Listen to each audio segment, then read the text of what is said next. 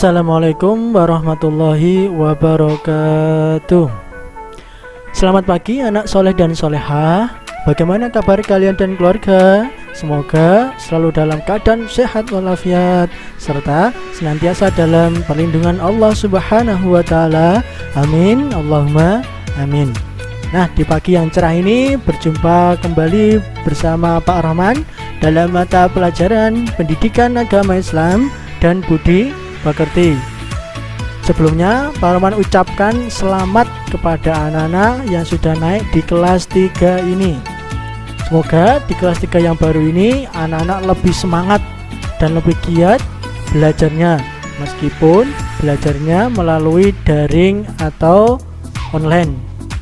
Nah, anak-anak semua, dalam kesempatan kali ini Pak Rahman akan menjelaskan beberapa tema-tema yang akan kita pelajari di kelas 3 ini di semester 1. Namun sebelum kita mulai, marilah kita semua berdoa kepada Allah Subhanahu wa taala dengan harapan semoga kita semua dimudahkan Allah dalam belajar dan menuntut ilmu, serta ilmu yang kita peroleh barokah dan manfaat di dunia maupun di akhirat. Amin, Allahumma amin. Anak-anak semua sikap sempurna, posisi berdoa, tangan menengadah, ikuti bacaan Pak Rahman. Bismillahirrahmanirrahim. Raditu billahi rabba wa bil islami dina wa bi muhammadin nabiyyan wa rasula rabbi zidni ilma warzuqni fahma waj'alni min ibadikas salihin amin ya rabbal alamin. Terima kasih. Langsung saja kita bahas tema materi pelajaran PAI kelas 3 semester 1. Tema yang pertama adalah Nabi Muhammad SAW panutanku.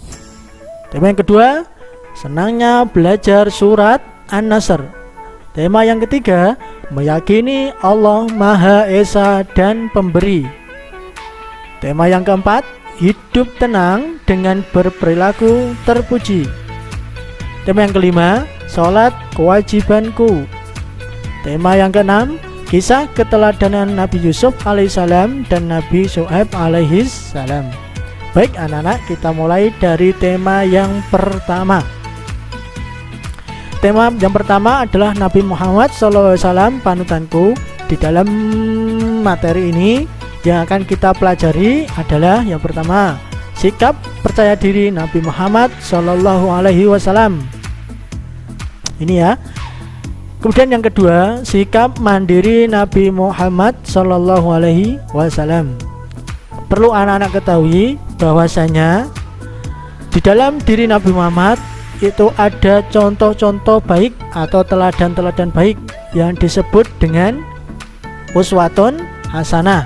Di dalam diri Nabi Muhammad banyak sekali uswatun hasanah atau teladan-teladan baik.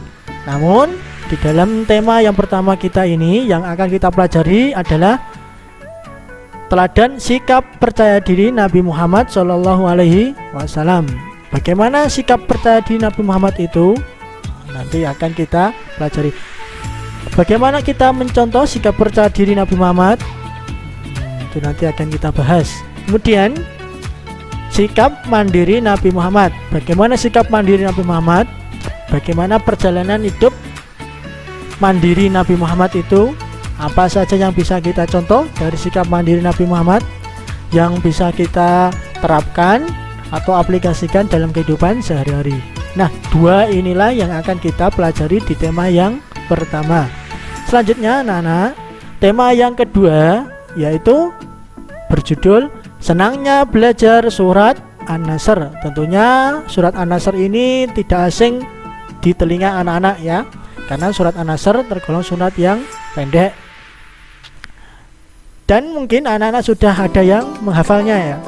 Nah, di dalam surat An-Nasr ini yang akan kita pelajari adalah yang pertama, membaca kalimat dalam surat An-Nasr. Membaca kalimat dengan tartil sesuai dengan tajwidnya. Kemudian yang kedua, menghafal surat An-Nasr. Di samping anak-anak lancar membacanya, juga anak-anak diharuskan menghafal surat An-Nasr. Sangat mudah insya Allah, karena surat An-Nasr hanya terdiri dari 3 ayat, tergolong surat yang pendek ya.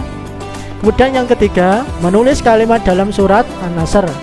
Anak-anak juga nanti belajar menulis kalimat demi kalimat dalam surat An-Nasr dengan rapi dan sesuai dengan kaidah penulisan huruf hijaiyah. Kemudian yang keempat, pesan surat An-Nasr. Di dalam surat An-Nasr itu ada beberapa pesan-pesan baik yang bisa kita contoh dan kita teladani, kita aplikasikan, kita terapkan dalam kehidupan sehari-hari. Nah, inilah 4 komponen yang akan kita pelajari dalam tema senangnya belajar surat An-Nasr. Kemudian selanjutnya, tema yang ketiga adalah meyakini Allah Maha Esa dan Maha Pemberi. Maha Esa artinya Allah itu tunggal atau satu, dan Maha Pemberi dalam Asmaul Husna disebut dengan Al-Wahhab. Di dalam tema ini ada 2 yang kita pelajari. Yang pertama, Allah Maha Esa atau Maha Satu, Maha Tunggal, dalam Asmaul Husna disebut Al-Ahad.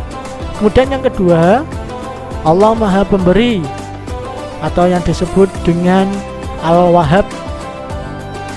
2 komponen ini yang akan kita pelajari di tema yang ketiga ini.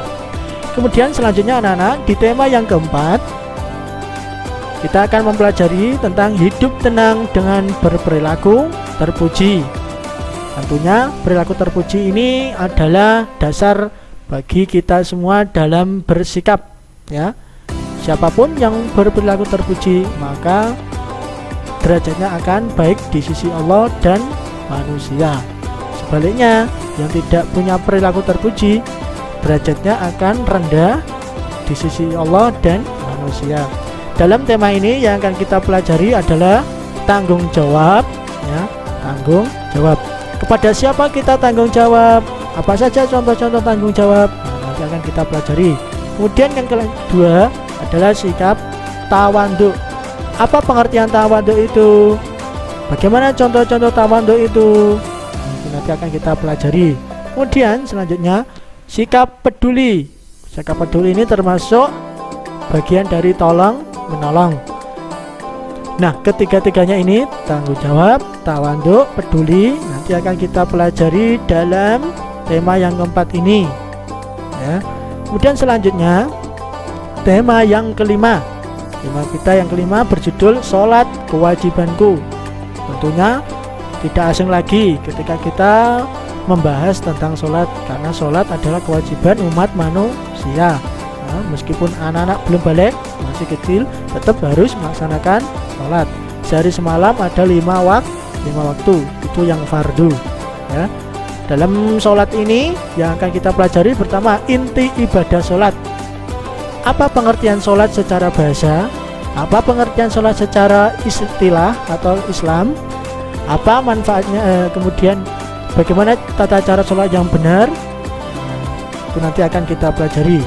Kemudian yang kedua adalah hikmah sholat. Manfaatnya sholat itu apa dalam kehidupan kita? Nanti akan kita pelajari. Kemudian selanjutnya adalah praktik sholat. Bagaimana tata cara sholat yang benar itu? Bagaimana tata cara niat? Bagaimana bacaan-bacaannya? Bagaimana gerakan-gerakannya? Nah, itu nanti akan kita pelajari di tema yang kelima ini. Nah, anak-anak, untuk selanjutnya tema yang keenam adalah kisah keteladanan Nabi Yusuf dan Nabi Syuaib. Di dalam diri semua nabi itu ada teladan baik atau yang disebut dengan uswatun hasanah. Dalam tema 6 ini yang akan kita pelajari adalah yang pertama, kisah keteladanan Nabi Yusuf alaihi salam. Siapa Nabi Yusuf itu? Bagaimana kisah keteladanannya? Apa saja rintangan dan ujian atau cobaan yang dihadapi dalam berdakwahnya? Yang akan kita pelajari. Kemudian yang kedua adalah kisah keteladanan Nabi Syuaib alaihi salam. Siapa Nabi Syuaib itu?